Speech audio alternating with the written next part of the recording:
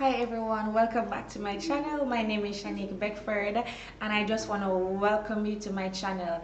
Okay, so in my last video I did say that I will be doing a giveaway and I just want to get straight to it. Unfortunately, the prize that I really wanted to do the giveaway for, it's not in the country as yet, and so I did promise that I will send some credits. So for today's video I'm going to be doing a credit giveaway for $2,000 digital and $2,000 flow credit. So what I did was I went all the way back to my very first video, the first few videos, down to the one that I uploaded this week, and what I did was I looked for the names of the persons that commented the most, because truly there are some persons, they really comment, they comment a lot, and so moving forward I will be doing our credit giveaways, some spontaneous. I'll just do some spontaneous giveaways, and I'll just do some when I hit certain certain milestones. So in order for you to win a chance for a credit giveaway or for any other giveaway that I may just randomly feel to do, you have to comment, you have to be subscribed, and you have to comment below. So don't just comment once, comment, just spam the comment section, comment as many times as you can, and share the video. Okay, so what I'm going to do is I wrote the names of some persons down. There are a few papers in here. It looks small, but there are a few names. What I'm going to do is just shake, and I'm going to pull two names, and I'll let you guys know who won. Okay, all right, I'm excited. I mean, it's just credits, but I'm excited. Okay, here goes. Who will the first person be? Okay, P&R time, guys. If you don't know who they are a YouTube family. They do pranks and so forth. You can probably go over and check out their channel. Their name is P&R time. That's Ruthann. So Ruthann, you just won $2,000 credit. So please let me know if you have a line or a Digicel, and I'll go ahead and I'll send you your credit so you can stay connected. All right, wonderful. So well, obviously I know that you are already subscribed. I want you to send me a message. Please send me a message. Let me know what phone you use. The next person, tam tam ta-dum. Who will it be? Okay, I just pulled out a name. All right, Sharina Jones. Tum tum tum tum tum tum tum tum. So okay, so Sharina Jones, you just won yourself some credit. Let me know what you use. I only have Flow and Digicel. One person is gonna get one, and the other is going to get the other. So that's it. So $2,000 credit each. I'll let this one slide, and I mean, I could probably do some more credit giveaway. I want to do it on a group that I'm in, or church group. I'll do some credit giveaway to our church group. I'll come back on in one of the next videos I'll do next week. I'll do some other credit giveaways. I'll add some more names to this, and I'll give some credit away to you guys. So please make sure you are subscribed, make sure you're commenting as often times as you can, and make sure you share this video. Okay, so today I wanted to share something with you. There's so much that's happening in the world, and I based on the title of the video, you already know what I'm going to be talking about. But this is something that I haven't shared a lot. Reasons to why, there are a few reasons, but today, last night I laid, before I went to sleep last night, I laid and I thought, why is it that I don't talk about this?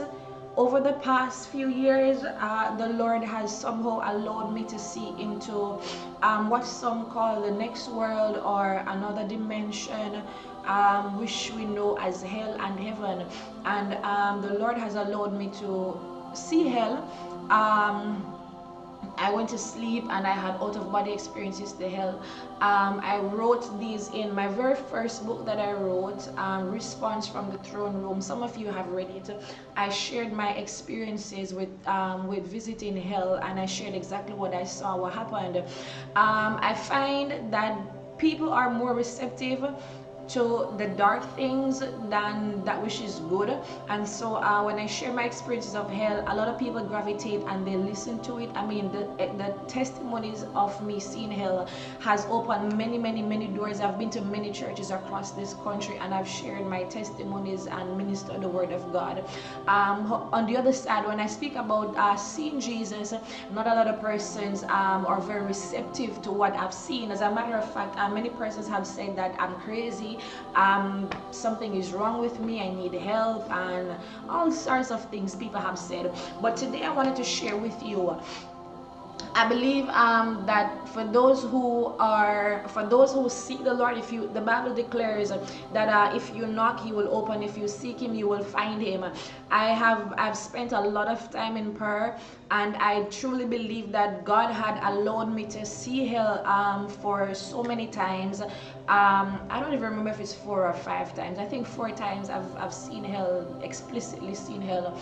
And oftentimes when He allows you to see the dark side, also He may just allow you to see on the good side of things, the angels and heaven and so forth. And so I remember a couple of years ago, I was praying. I've had many experiences seeing angels, like tangibly seeing angels, praying and seeing angels appear, even in my dreams and at church. It has become a frequent occurrence for us to see angels at church. But I remember I've had the opportunity of seeing Jesus 3 times. The first time was not so much, but it was very profound for me. I remember I was praying, and while I was praying in tongues for hours. And I remember the next thing I knew was, and I'm sharing this so you guys can also have the same experience, and so you guys can know that God is real, that Jesus is real, the Father, the Son, which is Jesus, and the Holy Spirit, they're real. I want you guys to continue to seek Him despite all that is happening around us, the whole incident with the racism, the black men that they're killing, and all that is happening around the world. I wanted to shed some form of positivity. I wanted to shed some light and hope that at the end of all of this, at the end of the day, there is a Christ and there's a heaven that we will go to. And so I remember when I started to pray, and just as I started talking, I just feel the presence of God with me. But I remember I started to pray, and the next thing I knew was I started going through my roof. I started going through the roof, and I saw when I went through the roof, I started to go up, and when I looked down, I could see my house. The higher I went, I could see all the houses around, then I could see the actual entire city. I remember I went through the clouds, and the next thing I knew was I was kneeling down at the feet of Jesus. And it was at that moment that I knew that Jesus was not a white man, and I'm not here to say whether He's black or He's white, but I knew instantly that if His feet were dark, I mean bronzish dark, bronze brown, kind of burnt like, I don't know if His feet would be able to look like that and He would be a white God. But just by kneeling at his feet, I felt such humility come over me. I felt so much peace. I felt the love of God. Just being in the atmosphere was just enough. I mean, it captivated my entire being, and I knew that I was no longer on earth. I knew I was no longer in my room, because the atmosphere of heaven, the atmosphere of just being in the presence of God, it just brought me so much peace. And this is one of the reasons why I haven't shared much on my experiences in seeing Jesus, because I've never been able to verbalize what I saw or how I felt.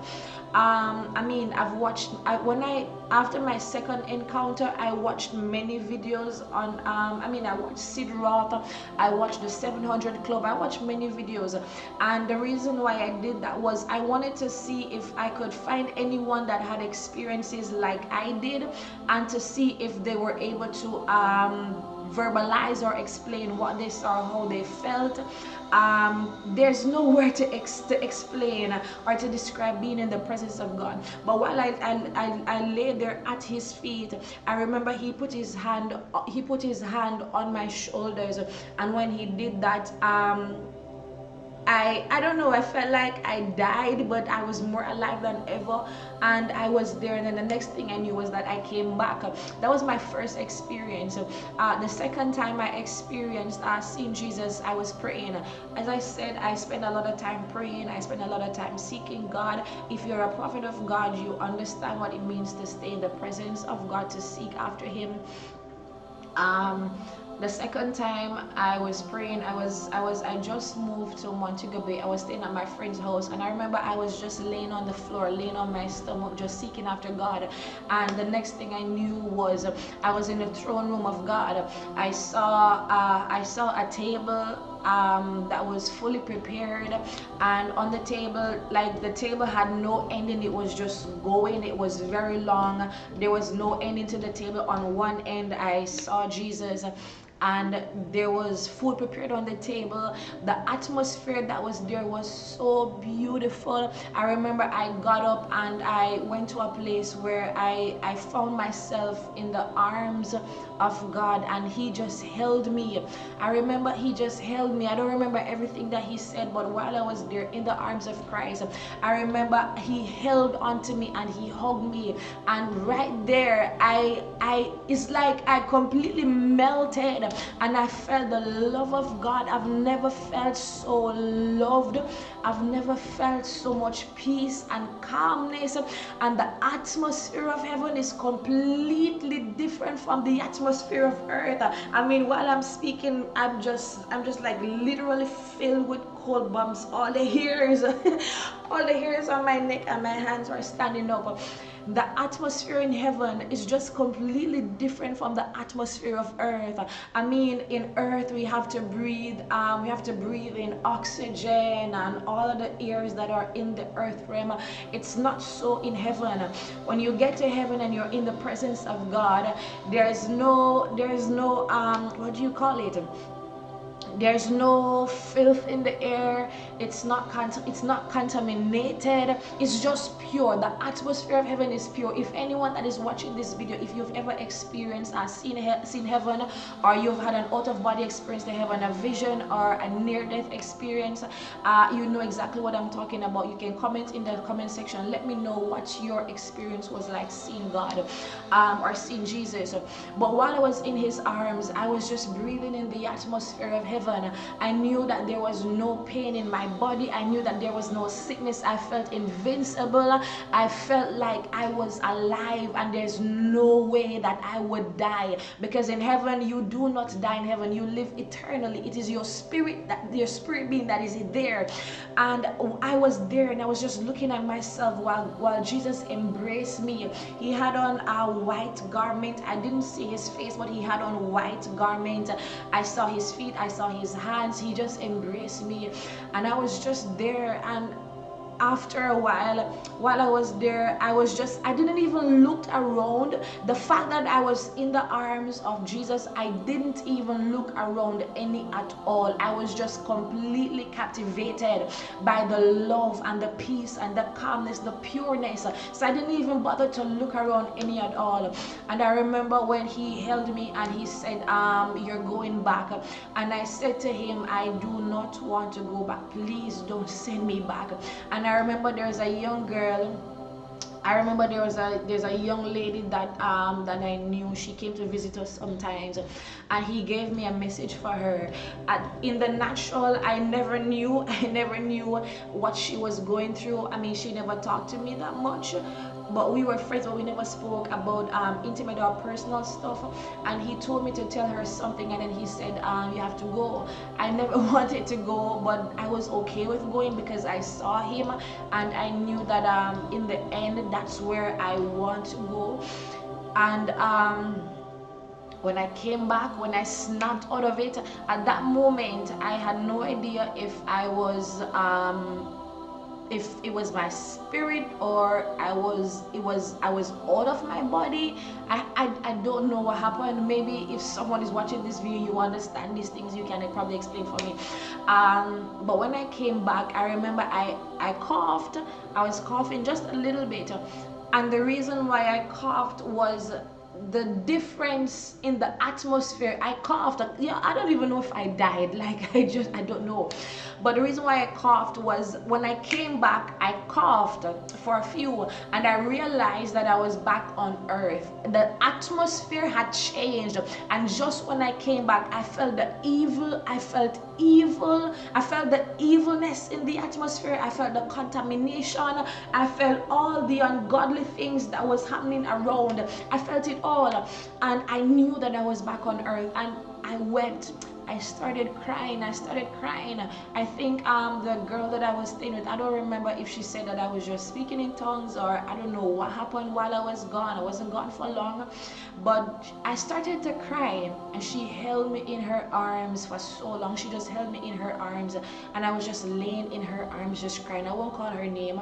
And I was just crying while she held me, and I was saying I never wanted to come back, because being there was so peaceful. It was just different. And the word that he gave me for the young lady, I gave it to her, and she received it. It was exactly what she was going through, and the word that Jesus told me to tell her was exactly what she wanted to hear. That was my second experience in seeing Jesus. My third encounter, I was in my room. I was praying in my room. I was sitting on my bed and I was praying, and I remember while I was praying, I just felt the atmosphere shift. I felt the atmosphere shift completely, and the place, the room, the atmosphere, the room just became so enlightened and peaceful and pure. And I remember feeling the hand of God on my right hand side, and he had his hand on me, and his hand felt like 1,000 hands. The voice of God feels like 1,000 voices. It sounds like 1,000 voices, but one, it sounded like rushing rivers of waters, but it was so calm. Like, this is why I said I haven't really shared my experiences with seeing Jesus, because I was never able to fully verbalize exactly how I felt or what I saw or what I heard. But he put his hand on my right shoulder, and he was standing behind with his hand on my right hand shoulder.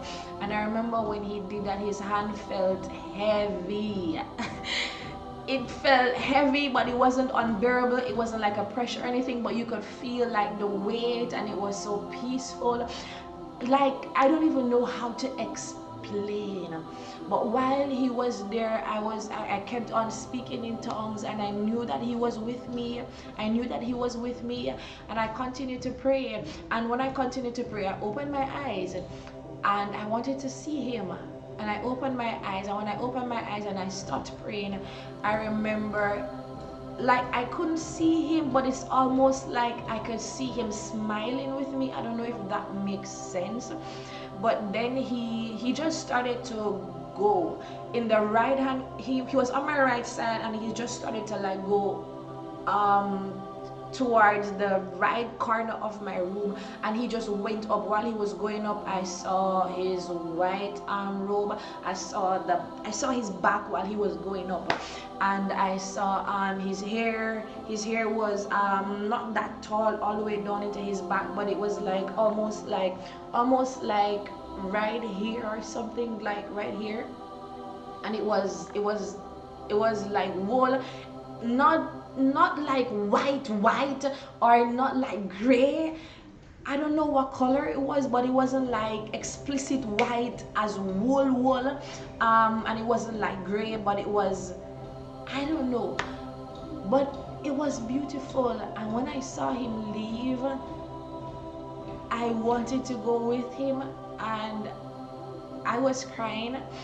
I was really crying, guys. All my experiences with seeing heaven and Jesus, I cried, because the atmosphere of heaven and being in the presence of God, there's a difference.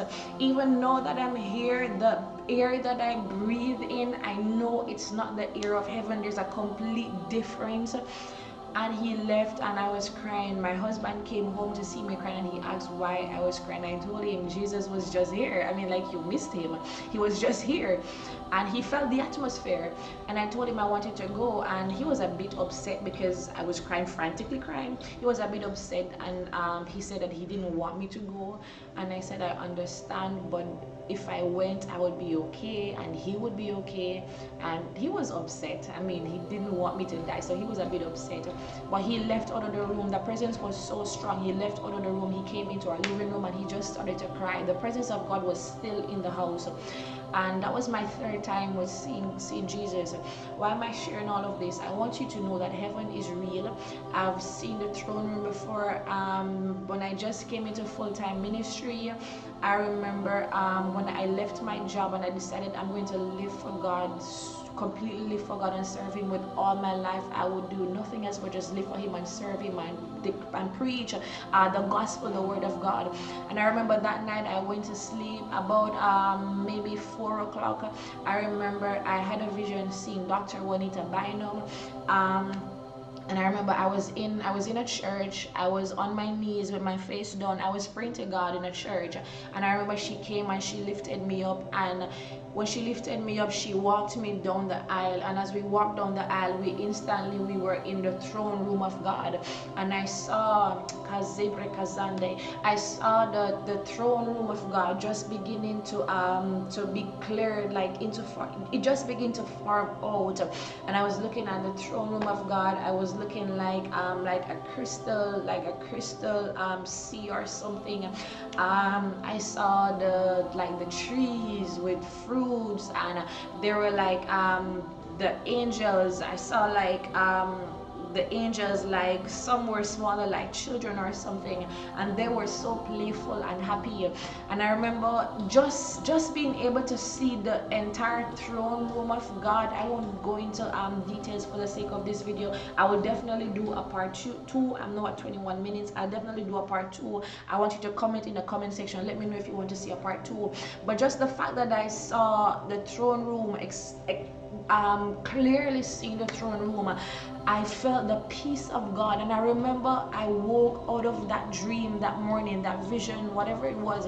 I remember I woke up, and when I woke up and I looked, my entire roof was gone. Like I was no longer asleep.